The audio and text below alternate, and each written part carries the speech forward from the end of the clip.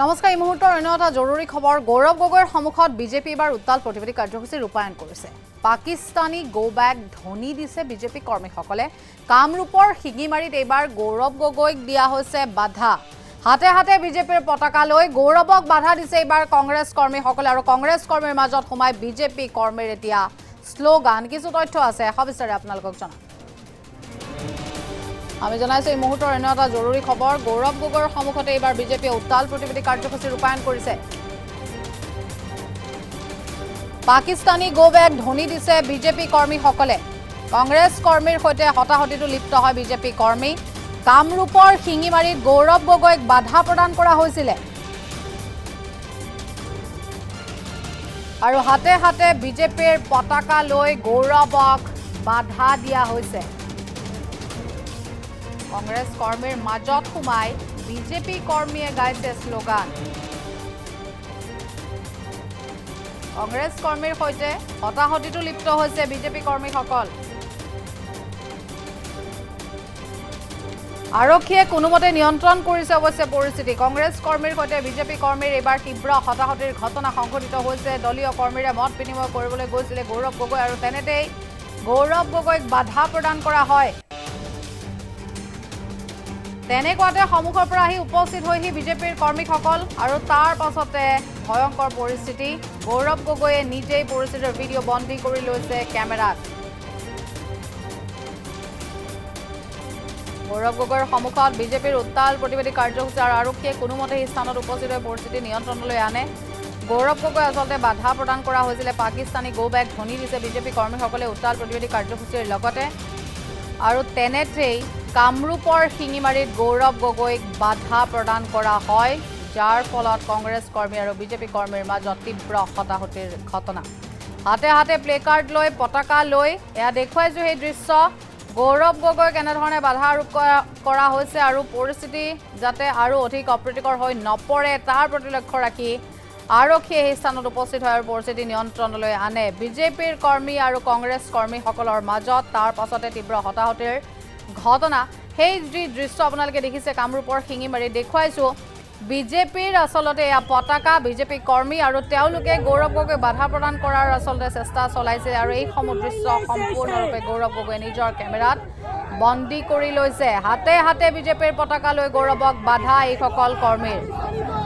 যাৰ ফলত কংগ্ৰেছ কৰ্মী সকলো ক্ষুণ্ণ হৈ পৰে আৰু কংগ্ৰেছ কৰ্মীৰ সৈতে অৱশেষত তীব্ৰ হতাহতিত লিপ্ত হয় বিজেপি কৰ্মী আৰক্ষী এই স্থানত উপস্থিত হয় আৰু কোনোমতে এই পৰিস্থিতি নিয়ন্ত্ৰণলৈ আনে কংগ্ৰেছ কৰ্মীৰ সৈতে বিজেপি কৰ্মীসকলৰ এয়া আজি দেখুৱাইছো কামৰূপৰ শিঙিমাৰীত আজি হোৱা এই ঘটনা এক অপ্ৰীতিকৰ পৰিস্থিতিৰ হয়তো সূচনা হ'লহেঁতেন যদি তাত আৰক্ষী উপস্থিত নহ'লহেঁতেন সময় অনুসৰি আৰক্ষীয়ে কোনোমতে এই পৰিস্থিতি নিয়ন্ত্ৰণ কৰিছে গৌৰৱ গগৈৰ কেমেৰাটো বন্দী হৈ ৰৈছে এই দৃশ্য দলীয় কৰ্মীৰ সৈতে মত বিনিময় কৰিবলৈ গৌৰৱ গগৈ আচলতে কামৰূপৰ শিঙিমাৰীলৈ গৈছিল আৰু তেনেতেই গৌৰৱ গগৈক বাধা আৰোপ কৰা হৈছিলে সন্মুখৰ পৰা আহি বিজেপিৰ কৰ্মীসকল উপস্থিত হয় আৰু গৌৰৱ গগৈলৈ বাধা আৰোপ কৰে তেনেতেই কংগ্ৰেছৰ কৰ্মীসকল আৰু বিজেপিৰ এই কৰ্মীসকলৰ মাজত তীব্ৰ হতাহতিৰ ঘটনা সংঘটিত হয় গৌৰৱ গগৈয়ে নিজেই এই পৰিস্থিতিৰ ভিডিঅ' নিজৰ কেমেৰাত বন্দী কৰি ৰাখিছে সামাজিক মাধ্যমতো ইতিমধ্যে এই দৃশ্য ভাইৰেল হৈ পৰিছে আমি এক্সক্লুচিভ দৃশ্যাংশ আপোনালোকক দেখুৱাইছোঁ আজিৰ দিনটোৰ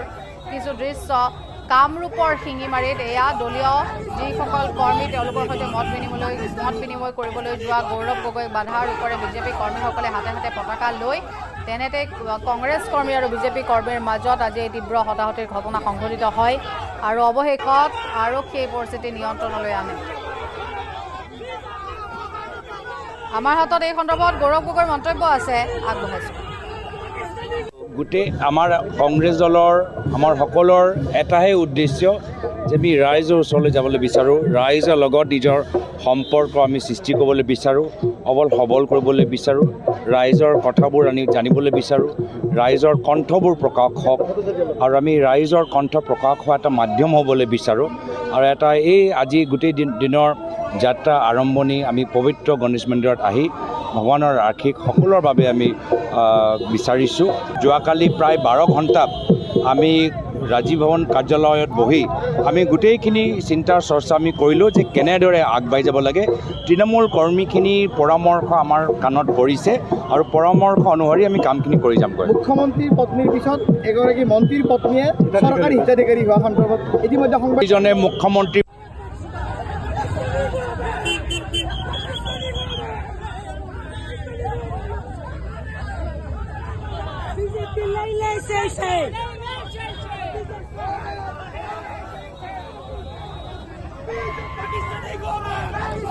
মন্তব্য ইতিমধ্যে আপোনালোকে শুনিছে।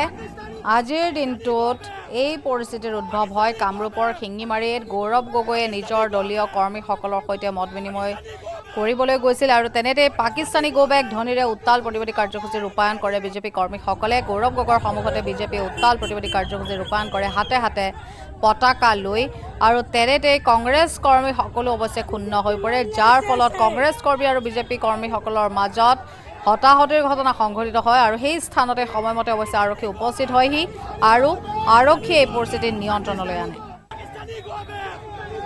Pakistani go back! Pakistani go back! Pakistani go back! Pakistani go back! Pakistani go back! Pakistani go back! Pakistani go back!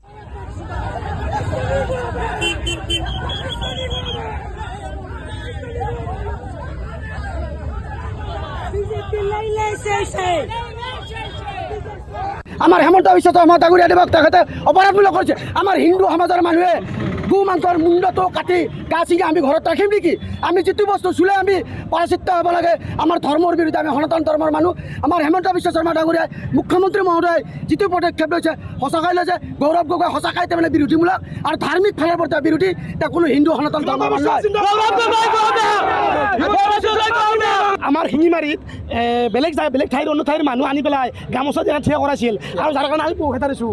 তেখেতসকলক আমি কৰ্মীসকলে যি এজনো আমাৰ শিঙিমাৰী মানুহ নাই, শিঙিমাৰী মানুহ নহকে শিঙিমাৰীত তেওঁলোকে গামোচা দিবলৈ আহিছে। আমাৰ শিঙিমাৰী গাঁৱত বদনাম কৰিবলৈ ওলাইছিলে। গতিকে আমি শিঙিমাৰীৰ ভাৰতীয় জনতা পাৰ্টীৰ কৰ্মীসকলে যিসকলে আমি বিজেপিৰ কৰ্মীসকলে আমি তেখেতক পৌষ দিছোঁ। এইটোৱে আমাৰ কথা আৰু এইটোৱে আমাৰ জয় আৰু গৌৰৱ এইটোৱে পৰাজয়। আৰু তেওঁ বাহিৰা সমষ্টিৰ মানুহ আনি আমাৰ ইয়াত ৰেলী কৰিছে আৰু গৌৰৱ গগৈ লাজ লাগিব লাগিছে আজি বাহিৰা সমষ্টিৰ মানুহ আনি আমাৰ ৰেলী কৰিবৰ কাৰণে। আমাৰ অসমৰ এম পি হৈ কিনে যদি পাকিস্তানী মন্ত্ৰৰ লগত যদি তেওঁ বাৰ্তালাপ কৰে এতিয়া চৰম দুৰ্ভাগ্যজনক কথা। সেই বিৰুদ্ধে আমি শিঙিমাৰী আঞ্চলিকত আমাৰ যুৱ মৰ্চা হওক আমাৰ বিজেপি সদস্যসকলে আমি গৌৰৱ গগৈৰ আজি আহত আমি প্ৰতিবাদ বিৰোধী কৰিছোঁ। এই ক্ষেত্ৰত আপোনালোকে গম পাইছে এয়া যে সমগ্ৰ অসমত ধুমুহা। গৌৰৱ গগৈ যিটোকে নৱনিযুক্ত এগৰাকী সভাপতি হিচাপে নৱপ্ৰজন্মৰ যিটো আমাৰ উল্লাস আপোনালোকে দেখা পাইছা, এয়া সমগ্ৰ অসমতে বিয়পি গৈছে। ৰাইজৰ মৰম আৰু আশীৰ্বাদ কেতিয়াও কোনেও হিংসাত্মক কৰি কাঢ়ি নিব নোৱাৰে। এয়া এক প্ৰবল সোঁতৰ নৈ বুলি ক'ব লাগিব। সমগ্ৰ অসমতে এই সোঁতৰ নৈ বৈ গৈছে। এয়া আমাৰ শুভ কামনা, কোনোবাই হিংসা শুভ লক্ষণ, এয়া আমাৰ শুভ লক্ষণ। গৌৰৱ গগৈৰ সন্মুখত এনেকুৱা এটা অশুভ আচৰণ প্ৰদৰ্শন কৰিছে, তাক আমি কংগ্ৰেছ দলৰ শুৱালকুছি ব্লকৰ তৰফৰ পৰা অতি গৰিহণা দিছোঁ আৰু ধিক্কাৰ দিছোঁ। অনাগত দিনত যদি চৰকাৰ পৰিৱৰ্তন হয় এইসকল নেতাই আহি এইসকল কৰ্মীয়ে আহি আকৌ কংগ্ৰেছৰ বেনাৰ ফ্লেগ লগাব লাগিব পৰ্যায় এটা আহিব। গতিকে তেখেতসকলক মই ব্যক্তিগতভাৱে অনুৰোধ কৰিছিলোঁ যে তোমালোকে যি কৰিছা ইয়াত নকৰিবা, অলপ পিছুৱাই যোৱা। এইটো এটা অশুভ আচৰণ। আমি এজন ব্যক্তিক মাতিছোঁ যিজন অসমৰ সভাপতি, সন্মানীয় সভাপতি, তেখেতৰ সন্মুখত যদি এনেকৈ বিৰোধ প্ৰদৰ্শন কৰা যায় তেতিয়া আমাৰ এটা সমষ্টিবাসীৰ কাৰণে আমি লজ্জান্বিত, অসমৰ মুখ্যমন্ত্ৰীৰ সমষ্টি হিচাপেও আপোনালোকে লজ্জান্বিত হ'ব। গতিকে এনেকুৱা এটা পৰিৱেশ সৃষ্টি নকৰি শান্তিপূৰ্ণভাৱে আপোনালোকে ৱেলকাম নজনাই দৰকাৰ নাই। আমাৰ কৰ্মীখিনিয়ে যেতিয়া ৱেলকাম জনাইছে তাতে আপোনালোকে বাধা দিয়াটো উচিত হোৱা নাই। আমি ৰাইজৰ ওচৰত গৈছোঁ আৰু আমাৰ কংগ্ৰেছ দলৰ কৰ্মীখিনি আছে, ইয়াত বিজেপি দলৰ কৰ্মীখিনিও আছে। নিশ্চয় সকলোৱে নিজৰ দলৰ প্ৰতি আৱেগ থাকে, এইটো স্বাভাৱিক।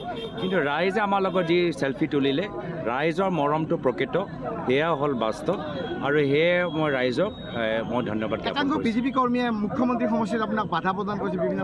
এইটোৱেই তেওঁলোকৰ দলৰ প্ৰতি আৱেগ আছে, থাকিব। মোৰ একো বেয়া ভাৱ নহয়। তেখেতে তেওঁলোকৰ লগত মোৰ কোনো ব্যক্তিগত শত্ৰুতা নাই। তেওঁলোকে নিজৰ দল কৰি আছে, আমাৰ কৰ্মীখিনি নিজৰ দল কৰি আছে। সকলৰ মংগল হওক। পবিত্ৰ হাজো শুৱালকুছিলৈ আজি পবিত্ৰ আমাৰ অসমৰ আমাৰ যে এটা সংস্কৃতি ভূমি হাজো শুৱালকুছিত মই ভৰি দিছোঁ। সকলৰ মংগলৰ কামনা কৰিছোঁ।